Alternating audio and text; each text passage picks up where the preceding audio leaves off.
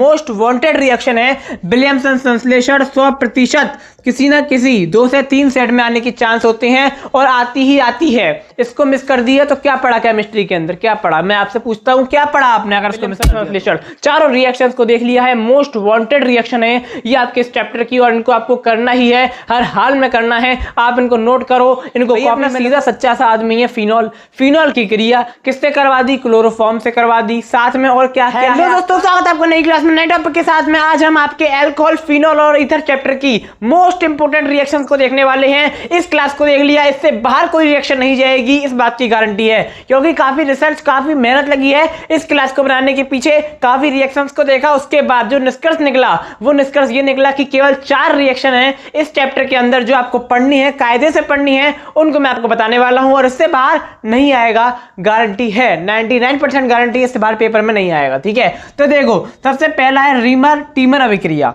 तो क्या इसको कभी कभार राइमर टीमर अभिक्रिया भी कह देते हैं, राइमर रीमर ऐसे लिखा हो सकता है अलग अलग किताबों में, तो कंफ्यूज मत होना। ठीक है, तो रीमर टीमर अभिक्रिया क्या होती है? तो जब फिनॉल में, किसमें? फिनॉल में। फिनॉल क्या होता है? अरे भैया जो आपका बेंजीन होता है, जो आपका बेंजीन होता है, जब बेंजीन से हम क्या जोड़ देते हैं?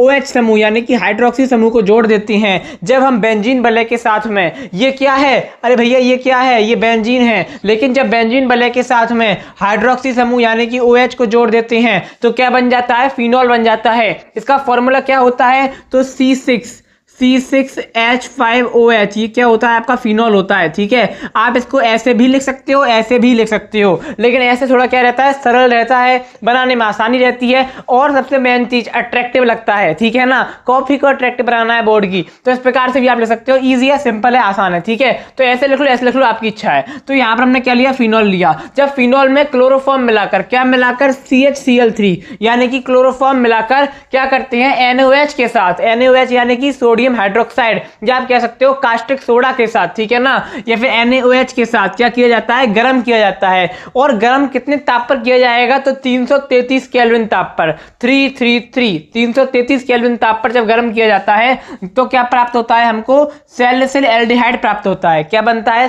सैलिसिल एल्डिहाइड बनता है। तो कुछ नहीं होता, ये जो आपका OH है यहां पर उठ के चला जाता है, तो यहां पर बेंजीन से OH आ गया। ठीक है, लेकिन यहां पर CH जुड़ जाता है। जब भी एल्डिहाइड बनाएंगे तो CH जुड़ जाएगा, तो यहां से CH जुड़ जाता है, रह क्या गया? तो यहां पर आपका NaCl रह जाता है। ये आपका CHCl3 Cl ये रहा, Na ये रहा, तो क्या रह गया? यहां पर NaCl रह गया। उसके बाद आपका क्या रह गया? यहां पर NaOH है, तो यहां पर H2O बन जाएगा। ठीक है ना, इस प्रकार से आपका हो जाता है। अब इसको थोड़ा संतुलित करें तो यहां पर हम क्या करेंगे? 3 NaCl कर देंगे। अगर यहां 3 Na करे हैं तो हमें यहां भी 3 Na करने पड़ेंगे। ठीक है ना, और थोड़ा सा अगर हम यहां देखें तो एक CHO ये रहा और यहाँ पर OH है, तो हम यहाँ पर 2 लगा देते हैं। ये आपकी रिएक्शन कैसी हो जाती है? संतुलित हो जाती है। बताओ क्या है इसमें? कुछ इसमें ज्यादा कठिन है क्या? कुछ कठिन नहीं है। मैंने क्या बोला? मैंने ये बोला भाई अपना सीधा सच्चा सा आदमी है फिनॉल। फिनॉल की क्रिया किससे करवा दी? क्लोरोफॉर्म से करवा दी। साथ में और क्या क्या है आपका? कास्टिक सोडा NaOH ले लिया, फिनॉल को या क्लोरोफॉर्म में मिलाकर कास्टिक सोडा के साथ क्रिया करवाने पर आपका प्यारा सा सैलिसिल एल्डिहाइड प्राप्त हो गया। साथ में आपका NaCl बन गया, H2O बन गया। ठीक है, सिंपल सी रिएक्शन। उसके बाद आपका है विलियमसन संश्लेषण। राइमर रीमर टीमर अभिक्रिया के बाद मोस्ट वांटेड रिएक्शन है विलियमसन संश्लेषण। 100% किसी ना किसी 2 से 3 सेट में आने की चांस होते हैं और आती ही आती है। इसको मिस कर दिया तो क्या पढ़ा केमिस्ट्री के अंदर? क्या पढ़ा? मैं आपसे पूछता हूं क्या पढ़ा आपने अगर इसको मिस कर दिया तो विलियमसन संश्लेषण क्या होता है? तो जब एल्कोक्साइड को, किसको? एल्कोक्साइड को। अभी एल्कोक्साइड क्या होता है? तो देखो यहां पर आप कोई भी ले सकते हो। मैंने यहां पर सोडियम एल्कोक्साइड लिया है। क्या लिया है? सोडियम एल्कोक्साइड लिया है। तो जब एल्कोक्साइड को एल्किल हैलाइड के साथ, एल्किल हैलाइड बोले तो हैलोजन के साथ, ठीक है ना, कह सकते हो आप हेलो एल्केन के साथ, सॉरी किसके साथ? हेलो एल्केन के साथ, जिसमें एक एल्केन है एक हैलोजन है, तो बोले तो वो क्या है? हेलो एल्केन है। तो यहां पर आप क्या कह सकते हो? हेलो एल्केन भी कह सकते हो। तो एल्किल हैलाइड के साथ क्या करते हैं? गर्म करते हैं, तो क्या प्राप्त होता है? ईथर प्राप्त होता है। क्या प्राप्त होता है? ईथर प्राप्त होता है। तो हमने क्या ले लिया यहाँ पर? सोडियम एल्कोक्साइड ले लिया। ठीक है, तो सोडियम एल्कोक्साइड की क्रिया किससे करवाएंगे हम लोग? क्रिया सोडियम एल्कोक्साइड की। अब आप इसको सोडियम एल्कोक्साइड कहो या आप इसको सोडियम एथोक्साइड भी कह सकते हो। क्यों कह सकते हो? क्योंकि यहाँ पर C2H5 है। अगर यहाँ पर CH3 होता तो सोडियम मेथोक्साइड, अरे मैथ एथ प्रोप ब्यूट, तो यहाँ पर क्या है? C2H5 है, तो सोडियम एथोक्साइड। तो सोडियम एथोक्साइड की क्रिया किससे करवाने पर? किससे करवाने पर भैया? ये क्या है? मैथिल मेथिल क्लोराइड है, मेथिल क्लोराइड है। अरे पहले मैथ होता है, बाद में एथ होता है। अगर मैं यहाँ पर CH3Cl लिख देता तो ये क्या होता है, मेथिल क्लोराइड होता। लेकिन मैंने यहाँ पर क्या लिखा है, C2H5Cl लिखा है, तो ये क्या है, एथिल क्लोराइड है। तो हमने क्या लिया, सोडियम हाइड्रोक्साइड लिया, अपना एथिल क्लोराइड लिया, इसको गर्म किया, तो क्या प्राप्त हुआ, हमको ईथर प्राप्त हुआ। अब जानते हो ईथर में क्या होता है, तो यहाँ पर हमारा एक C2H5 यहाँ से निकलेगा, एक यहाँ से निकलेगा, तो C2H5 बीच में O, C2H5 ये, C2H5 दो C2H5 हो गए, कुल मिला के ईथर बन गया। कौन सा ईथर है, तो यहाँ पर ये आपका एक C2H5 ये रहा, एक ये रहा, दो हैं तो डाई, और ये है क्या, तो एथिल, तो डाई एथिल ईथर। ठीक है, अगर मैं यहाँ पर C2H5Cl की जगह क्या ले लेता, CH3Cl ले लेता, यानी कि मेथिल क्लोराइड ले लेता, एथिल की जगह मेथिल क्लोराइड ले लेता, तो यहाँ पर क्या होता, यहाँ पर आपका क्या आ जाता, यहाँ पर आपका CH3 आ जाता।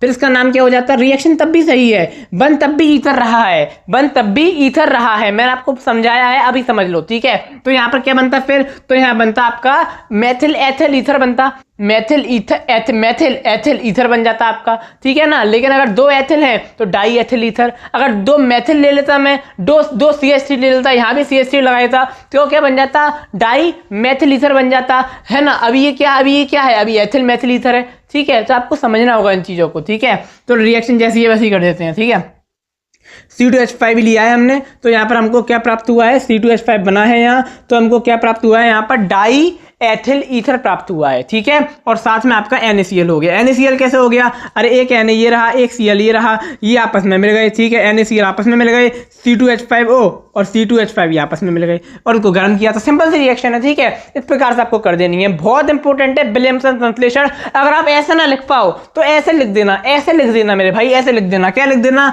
आप लिख देना, जब एल्कोक्साइड की जगह आप लिख देना जब सोडियम एथोक्साइड या सोडियम मेथोक्साइड, कुछ भी लिख देना, जो आपको वहां लिखना हो वहां वो लिख देना। जब सोडियम एथोक्साइड की क्रिया किससे करवाते हैं, एल्किल हैलाइड की जगह लिख देना मेथिल क्लोराइड से कराते हैं, कोई दिक्कत नहीं है, सही हो जाएगी। या फिर एथिल क्लोराइड लिख देना। ठीक है, फिर उससे क्या प्राप्त होता है, हमको ईथर प्राप्त होता है। ठीक है, ईथर, आप ईथर का नाम लिखना जरूरी नहीं है, बस ईथर प्राप्त होता है ना, नाम आता हो मत लिखना, सिंपल करो चीजों को, आसान करो चीजों को। आशा करता हूं कि आपको समझ में आ गई होगी क्या होती है विलियमसन संश्लेषण। बहुत टाइम लिया है मैंने इसको आपको समझाने में, ताकि ये इंपॉर्टेंट है, समझ में आनी चाहिए। अब हम लोग देखेंगे नेक्स्ट रिएक्शन। अब हम लोग देखेंगे कोल्वे, या फिर जिसको कोल्वे श्मिट अभिक्रिया कहते हैं उसको समझेंगे। इसको कोल्वे भी कह सकते हो, या पेपर में कभी बार पूछता है कोल्वे श्मिट अभिक्रिया। और उसके बाद हम लोग देखेंगे युग्मन अभिक्रिया। दोनों ही अभिक्रियाएं बहुत कठिन लगती हैं, खास तौर पर युग्मन तो बहुत कठिन लगती है, लेकिन अब कठिन नहीं लगेगी। आप कहोगे ये कठिन है, कठिन है ये, आप ऐसे कहोगे, बहुत इजी तरीके से समझाऊंगा। ठीक है, तो देखो क्या होता है कोल्वे या कोल्वे श्मिट अभिक्रिया। तो जब आपको कुछ कंडीशन लगेंगी इस रिएक्शन के अंदर, सबसे पहली मेन चीज तो इस रिएक्शन को समझने से पहले आपको कुछ कंडीशन को देखना होगा। इतनी बड़ी थ्योरी आपको लिखने की जरूरत नहीं है, पेपर में आप केवल रिएक्शन लिखकर आना, अगर रिएक्शन पूछे तो। ठीक है ना, तो देखो इसमें कंडीशन लगेंगी कुछ, उसके बाद इसमें एक तरह से आप कह सकते हो दो अभिक्रियाएं होंगी, एक चीज बनाएंगे फिर उससे हम एक और चीज करेंगे। क्या करेंगे, कैसे करेंगे, समझो। देखो, जब 4 से 8 वायुमंडल दाब, मैंने क्या बोला, ATM दाब, 4 से 8 ATM दाब, 400 केल्विन ताप, ठीक है, लगभग 400 केल्विन ताप पर सोडियम फिनॉक्साइड की क्रिया कार्बन डाइऑक्साइड के साथ कराते हैं तो सोडियम सैलिसिलेट बनता है। हो गई एक चीज। उसके बाद क्या होगा, जो सांद्र HCl द्वारा अपघटन से सैलिसिलिक अम्ल बनाता है, यानी कि पहले तो हम सैलिसिलेट बनाएंगे, सोडियम सैलिसिलेट बनाएंगे, फिर हम सांद्र HCl के अपघटन से क्या बनाएंगे, सैलिसिलिक अम्ल बनाएंगे। ठीक है, इसे क्या कहते हैं हम लोग, कोल्वे श्मिट अभिक्रिया कहते हैं। अब देखो कैसे होगी, यहाँ पर हम क्या लेंगे, सोडियम फिनॉक्साइड लेंगे। सोडियम फिनॉक्साइड की क्रिया किससे करवा दी, CO2 किससे करवा दी, कितने ताप पर, तो 400 केल्विन ताप और 4 से 8 ATM दाब। ठीक है, इतने दाब पर क्रिया करवाई तो हमको क्या प्राप्त हुआ, सैलिसिलेट प्राप्त हुआ, सोडियम सैलिसिलेट प्राप्त हुआ। कैसे प्राप्त हुआ, तो यहाँ पर तो आपका OH है, वो OH जुड़ा हुआ है। ठीक है, यहाँ से हमने क्या कर दिया, COON जोड़ दिया, तो ये क्या बन गया, सोडियम सैलिसिलेट बन गया। सोडियम सैलिसिलेट का जब हमने क्या किया, सामने HCl द्वारा अपघटन किया, तो यहाँ पर क्या होगा, इसको अम्ल बनाने के लिए एक OH समूह जुड़ जाएगा, यानी कि आपका सोडियम हट जाएगा, सोडियम के स्थान पर OH आ जाएगा। तो यहाँ पर क्या आ जाएगा, एक O भी जाएगा यहाँ से, तो क्या आ जाएगा, OH आ जाएगा। जब यहाँ से OH आ जाएगा तो वहां पर क्या रह जाएगा, केवल NaCl रह आ जाएगा, Na वहां से हट गया ना, यहाँ से Na की जगह OH आ गया, तो यहाँ से Na हट गया तो Na बाहर निकल गया, तो यहाँ पे NaCl आ गया, ठीक है ना। इस प्रकार से आपकी रिएक्शन होती है, यानी कि पहले कुछ नहीं होता, पहले हम लोग क्या करते हैं, सैलिसिलेट बनाते हैं, फिर उसका HCl से अपघटन कराते हैं और फिर क्या बनाते हैं, सैलिसिलिक अम्ल बनाते हैं। सबसे पहले हमने किसकी रिएक्शन करवाई थी, तो हमने अपना सोडियम फिनॉक्साइड है उसकी क्रिया किससे करवाई थी,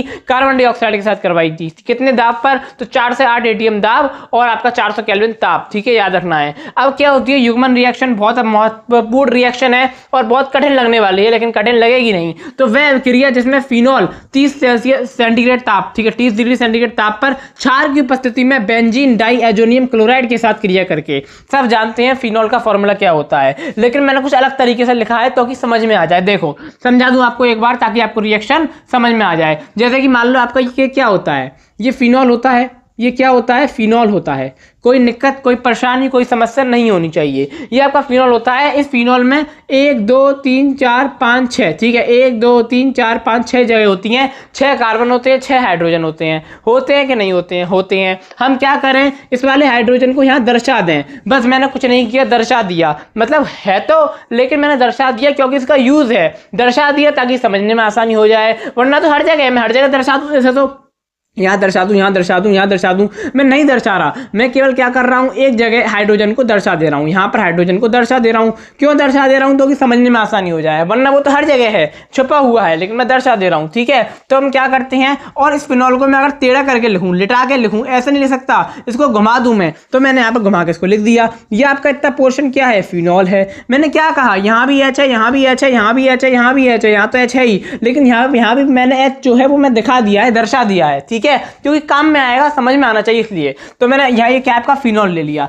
फिर मैं क्या बोल रहे हैं, फिनॉल की क्रिया किससे करवाते हैं, बेंजीन डाइएजोनियम क्लोराइड से कराते हैं। किससे कराते हैं, बेंजीन डाइएजोनियम क्लोराइड। तो जो आपका बेंजीन डाइएजोनियम क्लोराइड होता है उसका फॉर्मूला क्या होता है, यहाँ पर देख लो, आपको समझ में आ जाएगा, ठीक है। तो जो आपका बेंजीन डाइएजोनियम क्लोराइड का फॉर्मूला होता है N2Cl। ये आपका क्या होता है, बेंजीन डाइएजोनियम क्लोराइड होता है। ये आपका क्या होता है, बेंजीन डाइएजोनियम क्लोराइड होता है। इसको हम एक तरीके से और लिख सकते हैं, यानी कि हम क्या कर दें, यहाँ से N2Cl हटा दें, N2Cl हटा दें, हम इसको कैसे लिख सकते हैं, N ऊपर Cl, इसको इस प्रकार से भी लिख सकते हैं। और जब इसको लिटाल देंगे तो ये कुछ इस प्रकार का बन जाएगा कि नहीं बन जाएगा, बन जाएगा। तो मैंने वही तो किया है, और इसमें क्या नया किया है, मैंने कुछ नहीं किया। जो आपका फिनॉल था थोड़ा लिटाल के बना दिया, इसको थोड़ा लिटाल के बना दिया। अब देखो क्या होगा, यहाँ से जो HCl है वो जुड़ जाएगा, पहली बात तो है। यहाँ पर जो आपका टेम्परेचर है वो आपको याद रखना है 30 डिग्री सेंटीग्रेड, और उपस्थिति किसकी है, क्षार की उपस्थिति है,